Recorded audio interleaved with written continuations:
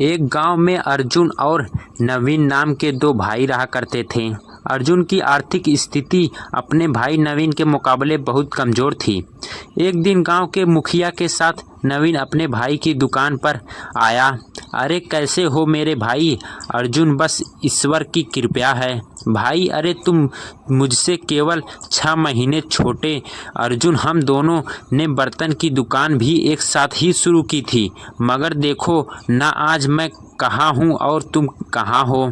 अरे सब ईश्वर की महिमा है भैया। यह सच है कि मेरी आर्थिक स्थिति बहुत कमज़ोर है। कभी कभी मुझे मेरी पत्नी और बच्चों को पेट भर भोजन भी नहीं मिलता, लेकिन यकीन मानिए भैया, इसके बावजूद भी हमारा परिवार खुश है। हमें ईश्वर से कोई शिकायत नहीं है। मैं तुम्हारा बड़ा भाई हूँ अर्जुन। तुमसे तुम्हारी यह निर्धरता देखी नहीं जाती।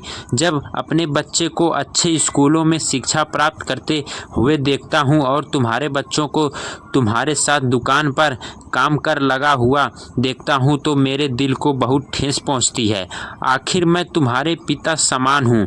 अपने सही कहा भैया, बड़ा भाई पिता समान ही होता है। आपने मेरे लिए इतना सोचा, मेरे लिए यही काफ़ी है। अरे तुम्हें कितनी बार कह चुका हूँ, तुम हमारे उस टूटे फूटे मकान को छोड़कर मेरे घर पर रहने के लिए क्यों नहीं आ जाते? तो तुम्हारे उस टूटे फूटे घर को पंखा है ना कूलर है, या तक कि डरने के लिए ढंग का एक कंबल तक नहीं है। नहीं भैया, आपके ऊपर बोझ नहीं बनना चाहता। मैंने आपसे कहा था मेरा परिवार खुश है और हमें ईश्वर से कोई शिकायत नहीं है।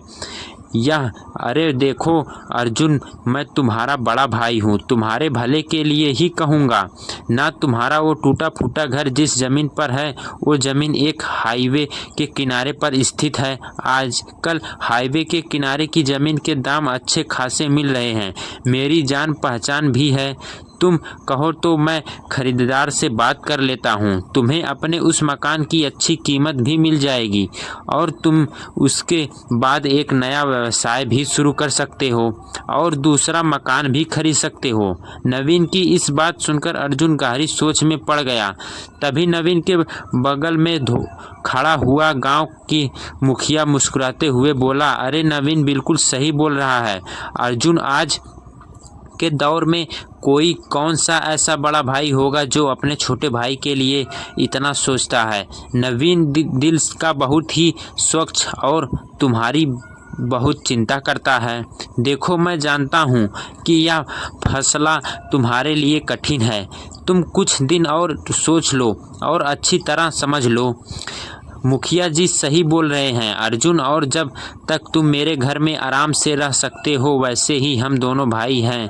विवाह से पहले हम दोनों साथ में घर में ही रहते थे। मुझे सोचने के लिए थोड़ा समय चाहिए भैया। कोई बात नहीं, ठीक है, पर ज़्यादा समय मत लेना, नहीं तो ज़मीन का खरीदार दूसरी ज़मीन खरीदने लगेगा। इतना कहकर नवीन मुखिया के साथ वहां से चला गया। दरअसल नवीन एक लालची व्यक्ति था। उसकी नज़र अर्जुन की ज़मीन पर बहुत पहले से ही थी और अर्जुन एक बहुत सीधा साधा व्यक्ति था जो अपने भाई का बहुत सम्मान करता था।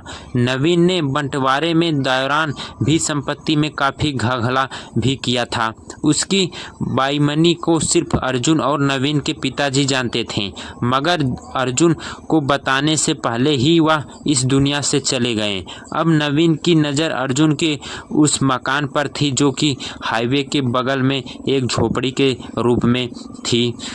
वो रास्ता मुखिया नवीन से बोला, तुम्हें क्या लगता है नवीन, क्या अर्जुन तुम्हारे बात को मानेगा? मैं अपने छोटे भाई को बहुत अच्छी तरह जानता हूँ मुखिया जी, वो एक नंबर का मूर्ख व्यक्ति है। अपनी मूर्खता की वजह से ही वह आज तक कभी धन नहीं कमा पाया। उस बेवकूफ़ को तो यह भी नहीं पता कि उसके हिस्से की संपत्ति मैंने कितनी लालची से हड़प ली। इस बारे में सिर्फ तुम्हें पिताजी ही जानते थे। हम बिल्कुल सही कहा मुखिया जी।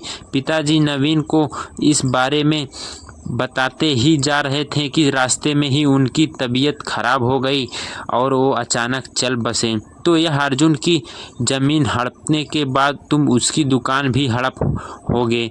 कम से कम दुकान तो उस बेचारे के पास रहने दो। अगर दुकान भी तुम उससे छीन लोगे तो अर्जुन का उसका परिवार तो सड़क पर भीख मांगने लगेगा। इस व्यापारी हूँ मुखिया जी, हमेशा फ़ायदे का ही सौदा देखता हूँ। फिलहाल तो मेरा फ़ायदा उसी ज़मीन बेचने पर है। वैसे उसकी ज़मीन के तो लाखों रुपए